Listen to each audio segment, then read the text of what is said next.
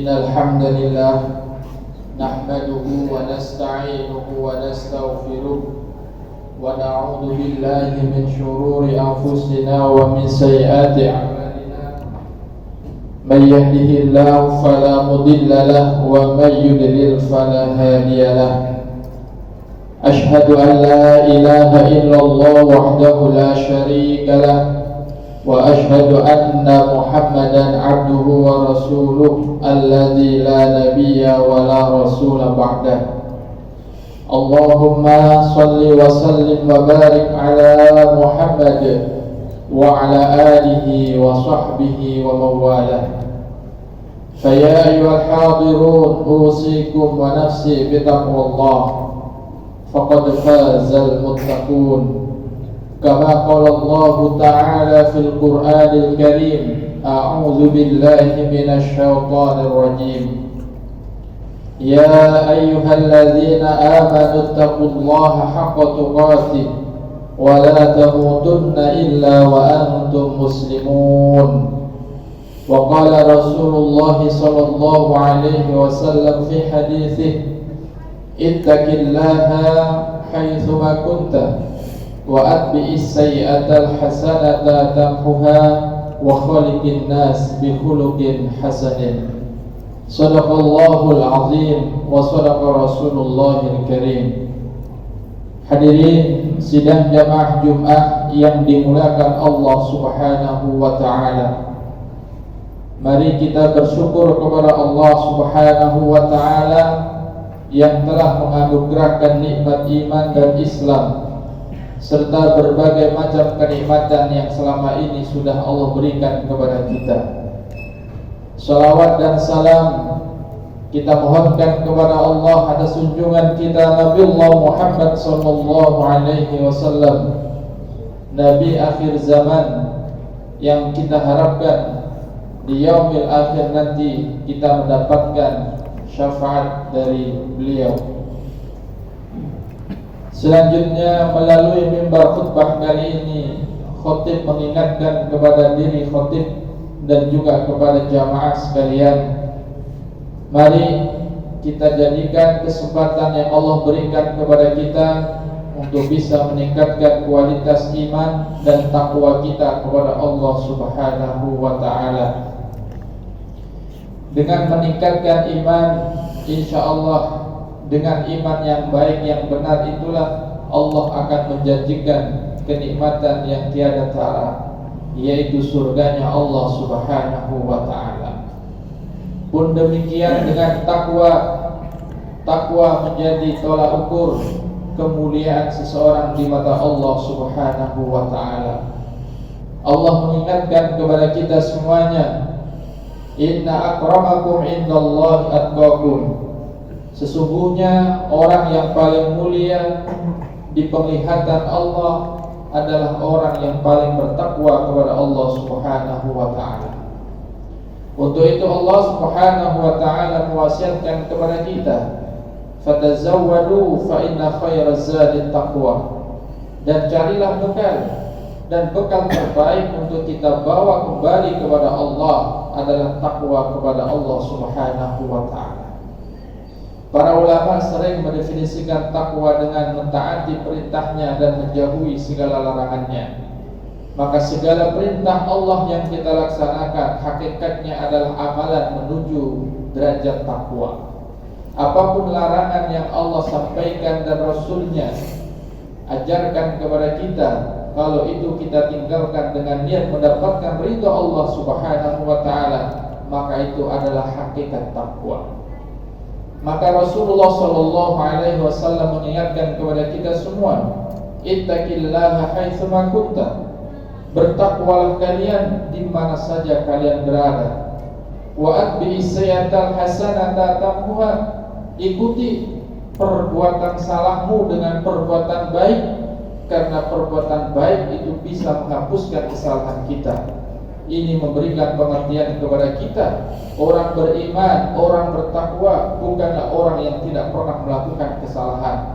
Pasti yang namanya manusia punya salah, punya khilaf, pernah melakukan dosa. maka Rasulullah SAW mengajarkan kepada kita, bersegeralah menuju ampunan Allah. Salah satu caranya adalah kalau kita melakukan kesalahan, perbuatan dosa, segera ikuti dengan perbuatan baik, karena perbuatan baik itu bisa menghapuskan keburukan yang telah kita lakukan. Hadirin sidang jamaah Jumat yang dimuliakan Allah Subhanahu wa taala. Dalam sebuah riwayat diceritakan oleh Nabi sallallahu alaihi wasallam bahwa dari sekian banyak surah yang ada di dalam Al-Qur'an, yaitu berjumlah 114 surah, ada satu surah yang kata Rasulullah sallallahu alaihi wasallam memiliki kedudukan yang sangat tinggi. Dalam sebuah hadisnya Nabi menyampaikan, tidak pernah Allah turunkan surah yang semisal dengan surah ini, baik itu di dalam kitab Injil, Taurat ataupun Zabur. Surah yang dimaksud oleh Nabi adalah surah Al-Fatihah. Sehingga kalau kita baca beberapa riwayat hadis, Nabi menjelaskan bahwa surah Al-Fatihah ini memiliki kedudukan yang sangat tinggi. Di antaranya dijadikan oleh Allah Subhanahu wa taala dan Rasulnya surah Al-Fatihah menjadi pembuka daripada kitab suci Al-Quran, sehingga namanya disebut dengan Al-Fatihah, pembuka daripada isi Al-Quran. Selain daripada itu, Al-Fatihah juga disebut sebagai Ummul Quran, induk daripada Al-Quran, karena di dalam surah Al-Fatihah menggambarkan isi-isi pokok yang ada di dalam Al-Quran. Lebih daripada itu, Nabi juga menyampaikan bahwa Al-Quran adalah, bahwa surah Al-Fatihah adalah salah satu di antara sekian banyak surah yang paling banyak dibaca oleh jutaan umat Islam. Bahkan menjadi salah satu syarat pokok, syarat penting dalam pelaksanaan ibadah sholat. Sehingga barang siapa yang sholat tanpa membaca Ummul Kitab, Ummul Quran, maka sholatnya tidak sah. Nah, berangkat daripada beberapa penjelasan ini, khotib ingin mengajak kepada jamaah sekalian untuk sekilas mentadabburi apa sesungguhnya isi daripada surah Al-Fatihah ini, yang oleh hadis diceritakan sebagai surah yang sangat istimewa.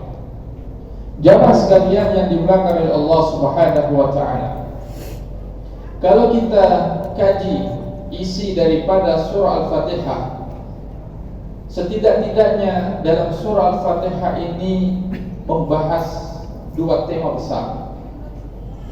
Tema yang pertama, dalam surah Al-Fatihah ini Allah Subhanahu wa taala mengajarkan kepada kita tentang pandangan hidup yang benar. Kemudian tema kedua, isi daripada surah Al-Fatihah ini adalah mengajarkan kepada kita bagaimana cara menjalani kehidupan yang benar. Jadi dua hal inilah kalau kita bisa kelompokkan isi daripada surah Al-Fatihah. Al-Fatihah memberikan pandangan hidup manusia, bagaimana manusia memandang kehidupan ini. Ini penting sekali. Seseorang yang salah dalam memaknai kehidupan itu akan salah menjalaninya. Berawal dari pandangan yang benar, maka dia akan berada dalam tingkah laku kegiatan yang benar. Sebaliknya, orang yang memiliki konsep pemahaman yang salah, maka bisa dipastikan jalan hidupnya pun akan salah.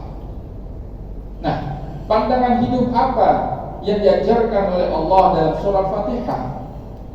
Yang pertama, melalui firman Allah dalam ayat yang kedua, Allah berfirman, Alhamdulillahi Rabbil Alamin, segala puji hanya milik Allah Rabbul Alamin, Tuhan yang telah menciptakan alam semesta.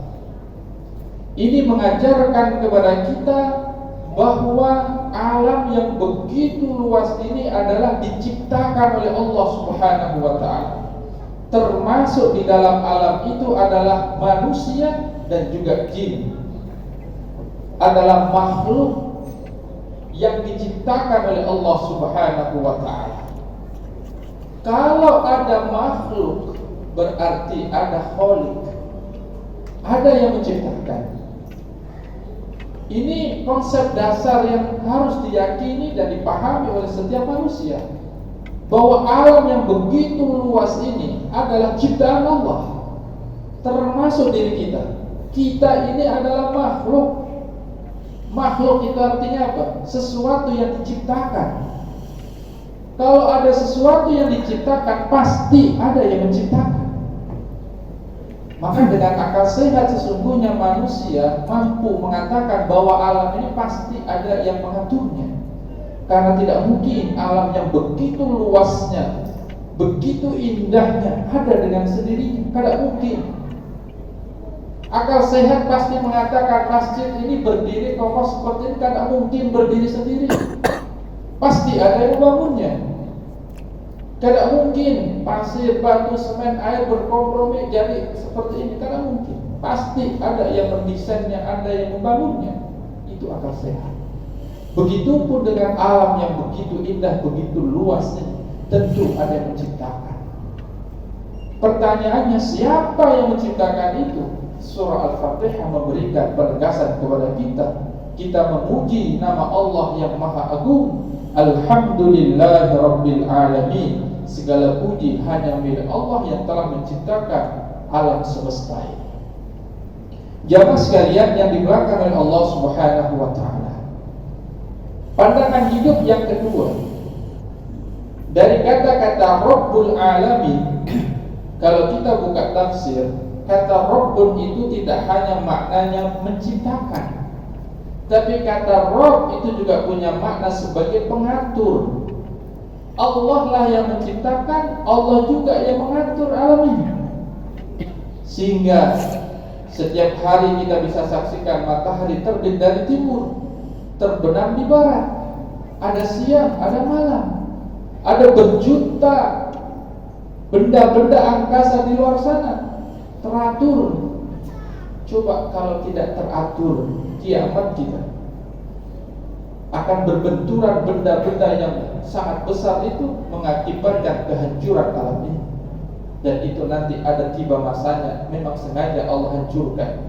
Itulah makna dikata Rabbul Alamin. Karena Allah selain pencipta, Allah yang memelihara, Allah juga yang akan menghancurkan alam ini. Jamaah sekalian yang dimuliakan oleh Allah Subhanahu wa taala. Pertanyaan berikutnya, kalau alam ini nanti akan dihancurkan, apakah ada kehidupan setelah kehidupan di dunia?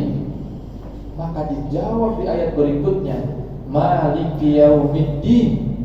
Allah lah yang menguasai hari pembalasan. Artinya apa? Kehidupan manusia di dunia ini tidaklah selamanya. Setelah berakhir kehidupan dunia ini, akan ada kehidupan hari pembalasan. Itulah hari akhir. Oleh karena itu, melalui konsep pandangan hidup ini, manusia seyogianya memiliki pemahaman bahwa hidup ini tidak hanya di dunia, tetapi juga akan berlanjut di kehidupan akhirat, di mana di kehidupan akhirat ini setiap manusia akan mempertanggungjawabkan segala apa yang pernah ia lakukan di kehidupan dunia. Ini konsep yang mendasar yang harus diyakini oleh setiap umat manusia. Kemudian selanjutnya, tema kedua setelah Allah menjelaskan tentang bagaimana konsep kehidupan, bahwa manusia ini adalah makhluk diciptakan termasuk alam ini, dan kehidupan manusia tidak hanya di dunia tapi juga di akhirat. Timbul satu lagi pertanyaan, lalu apa yang harus dilakukan oleh manusia sehingga kehidupannya di dunia dia bahagia, di akhirat pun juga selamat? Maka kita menemukan jawabannya dalam ayat berikutnya, Iyyaka na'budu wa iyyaka nasta'in. Hanya kepadamu ya Allah kami beribadah, dan hanya kepadamu ya Allah kami memohon pertolongan. Itulah konsep hidup. Itulah tugas hidup kita. Apa? yaitu menjalani kehidupan di dunia yang sementara ini untuk senantiasa beribadah, mengabdikan diri kita kepada pencipta kita yang memberi rizki kita. Dialah Allah Subhanahu wa ta'ala. Maka jemaah sekalian yang dimuliakan oleh Allah Subhanahu wa ta'ala, akan menjadi manusia yang merugi manakala ketika dia hidup di alam dunia tidak melakukan peribadahan kepada Allah Subhanahu wa ta'ala. Dan perlu diingat, ibadah yang benar itu hanya ditujukan kepada Allah Subhanahu wa ta'ala.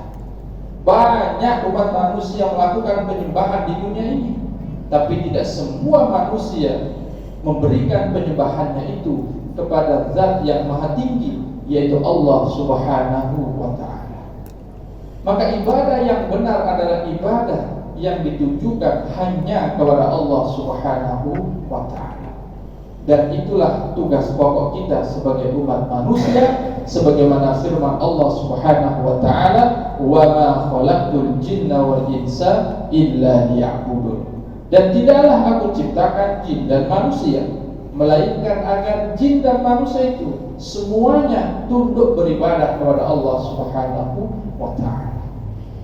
Maka di dalam ayat Iyyaka na'budu wa iyyaka nasta'in memberikan penegasan kepada kita bahwa hidup kita ini harus kita atur sedemikian rupa agar segala aktivitas kita itu bernilai ibadah di mata Allah Subhanahu wa ta'ala. Dua syarat penting agar apa yang kita lakukan itu menjadi amal ibadah. Yang pertama, lakukan kebaikan itu dalam rangka mencari ridha Allah. Berarti itu niat. Apapun kebaikan di dunia yang kita lakukan ini, kalau kita niatkan mencari ridha Allah, insya Allah itu akan menjadi amal ibadah. Syarat yang kedua, lakukan amalan itu sesuai dengan petunjuk Allah dan Rasulnya. Jangan niatnya saja yang baik tapi caranya salah. Bekerja mencari nafkah untuk menghidupi keluarga, dapat ridha Allah, itu bagus niatnya. Tapi kalau cara kerjanya dengan cara mencuri, menipu dan sebagainya, maka itu cara yang tidak dibenarkan, maka tidak lagi bernilai ibadah di hadapan Allah Subhanahu wa ta'ala. Maka di akhir ayat itu ditegaskan dengan lafaz Iyyaka nasta'in, hanya kepadamu ya Allah kami mohon pertolongan, karena kita sadar kita ini lemah, tidak mampu totalitas beribadah kepada Allah, maka perbanyak minta tolong sama Allah agar kita dibimbing bisa menjadi hamba-hamba Allah yang bisa melaksanakan ibadah dalam setiap aktivitas kehidupan kita. Barakallahu li wa lakum fil Qur'anil azim wa nafa'ani wa iyyakum bima fihi minal ayati wa dzikril hakim. Aqulu qouli hadza fastaghfiru innahu ghafurur rahim.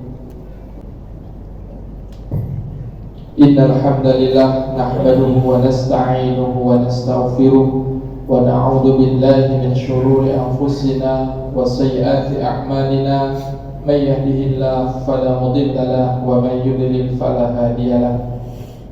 Asyhadu an la ilaha illallah wahdahu la syarika lahu wa asyhadu anna Muhammadan 'abduhu wa rasuluh allazi la nabiyya wa la rasula ba'dahu.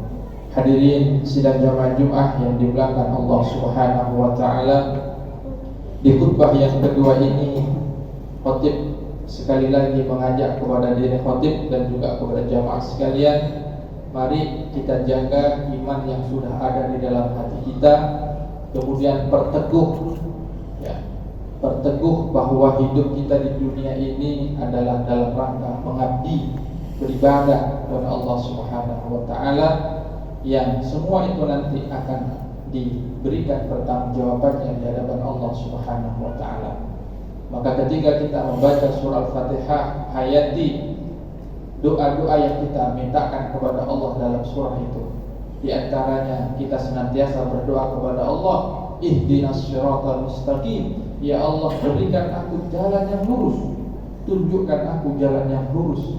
Siratal ladzina an'amta 'alaihim ghairil maghdubi 'alaihim waladdallin, yaitu jalan orang-orang yang telah Kau beri nikmat, Siapa itu?